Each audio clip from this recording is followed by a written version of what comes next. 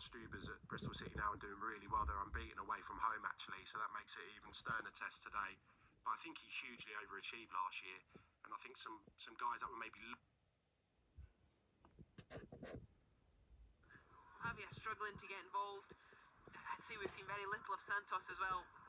It's a game that needs a goal, and if ever you hear a reporter say that, it normally means not very good. Forest 0, Chelsea 0.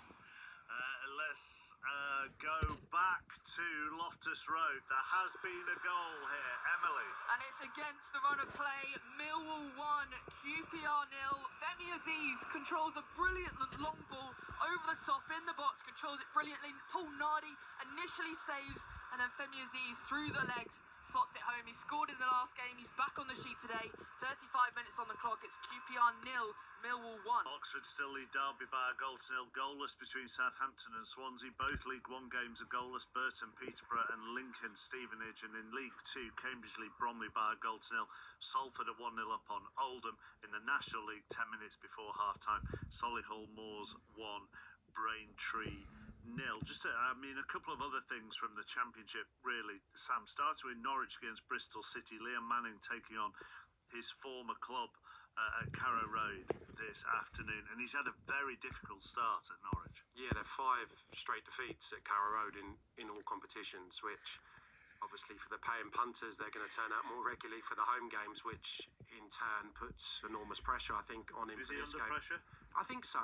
I think there's a little bit of discontent directed elsewhere at Norwich, at the hierarchy as well, and probably the recruitment. It's going to need a little bit of time. What I will say is I think today, and the guys have probably experienced this, maybe not as managers, but I don't think this is the ideal scenario playing against a former club when you're under huge pressure. Yes, he will know the intricacies of that squad and will know the staff members, but I think it's a game he could probably do without today. So we'll see. I think, you need a little bit of time with him as well, because I think it's a slightly different style, and he hugely overachieved. He was under pressure at the start of Bristol City, He was. if memory serves me right. Yeah, and I think that was probably a reason, actually. I mean, Gerhard Stubers at Bristol City now and doing really well. They're unbeaten away from home, actually, so that makes it even sterner test today. But I think he hugely overachieved last year, and I think some guys that were maybe looking at that job at Bristol City probably recognised just how well Liam Manning did, so he deserves a bit of a chance, a bit longer, to try and get things right. But if they lose today, of course, that's going to be resounding boos at full time, I would suggest. Sheffield United, Watford, jeez. Jeez. Well, yeah, just a mess. We spoke about how well Coventry did to keep their squad together, and the momentum from, obviously they didn't get promoted last season, but the momentum of the squad.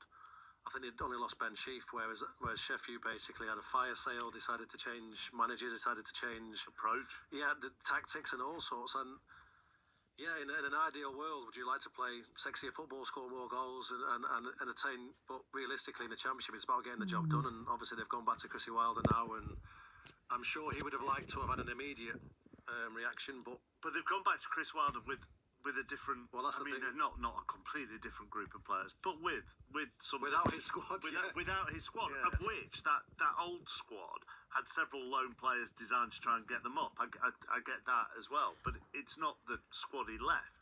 And there's nothing he can do. The loan market's not open. He can't buy anyone. So again, it's going to have to be a juggling act. They're going to have to try and pick up as many points as they can between now and obviously New Year, which seems my ages away. But unfortunately, that's what he's got to do, and he's got to try and cut the gap between himself and obviously the potential teams that are going to be in there. He's probably the right man to do it. But as you said, if you're giving him someone else's squad, it's going to take time. His press is always encapsulating prior to a game, and yesterday he actually name-checked a few of the players he feels have been underperforming, and it was the goalkeeper Michael Cooper, who was a brilliant signing for him. Harrison Burrows, the left-back as well, who did wonderfully well last year in his maiden year in the Championship. But yeah, he's just spoke about the aggression. Jags, you'll know, the aggression of the team, looking like a Sheffield United team, getting more bodies in the box, creating more opportunities.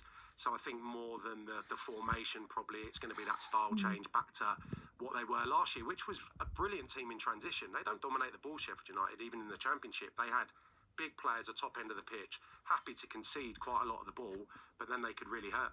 You've got to know the right players to criticise publicly. I was just thinking that. I was having this conversation with Chris himself at the start of the season.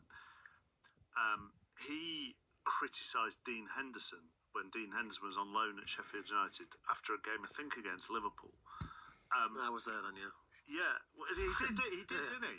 Well, Dino was Dino was player of the season on loan. He came back on loan, and we all know Dino now as being able to take anything because he's slightly loopy in the head as most goalkeepers are. But again, I was going to say the two players he's picked out are the two lads that were the most important players for him last year. So there's a good chance he's got a pretty decent relationship with them.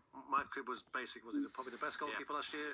So it'd have been interesting if he'd have dug out some new players. That for me would have been more alarm bells. And that was the point that everybody was surprised that he dug out Dean Henderson, weren't they? But actually, not the players, but the people I say, because obviously he'd have been on loan from Man U, where normally you are extra nice to loanees because not that they're doing you a favour by coming to play for your team, but you want them to come back or you potentially want them to sign again. But Dino would have been all over that. He knew himself. He set massive standards. That's obviously why he's gone on to obviously play for his country and things. But yeah, from the outside world, and maybe some Sheffield United fans will be like, well, come on, this guy, especially when we go back to goalkeepers, kept us in so many games last year, blah, blah, blah. Why are you having a go at him? But I'm sure he's a big boy. You're just looking for a reaction, aren't you? And you're not sure with a new squad of players how they'll react to being publicly criticised. But you know the ones you've worked with before, which ones are able to take that, and then you're looking for how the group around them respond. You know how the guys you're criticising are probably going to respond. You're looking for a reaction within the group, whether that'll, inspire them to what you want, whether you're going to lose them in particular.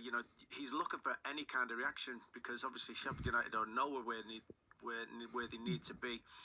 And they're trying to improve, and that's obviously the only ever reason Moyes used to publicly criticise me, Jags, constantly. That one bad game, one half a bad game. That's the only ever reason, Cambridge have doubled their lead at home to Bromley in League 2 on the stroke of half-time. Cambridge 2, Bromley 0. Speaking of managerial reactions, Enzo Maresca's had his head in his hands widely. Because his side have just fluffed the best chance that they've had all match so far. It's still Forest 0, Chelsea 0 with 3 minutes to go until half-time. Long ball over the top, fell to Andre Santos, 16 yards out, left foot, went for the bottom corner, Sells went flying over, and it went just wide. Rachel Corsley disappointed with himself there as he walked away, Andre Santos. Yeah, he just took it on the sort of, just as it bounced with his left foot and just dragged it a little bit. A wonderful ball from João Pedro. He's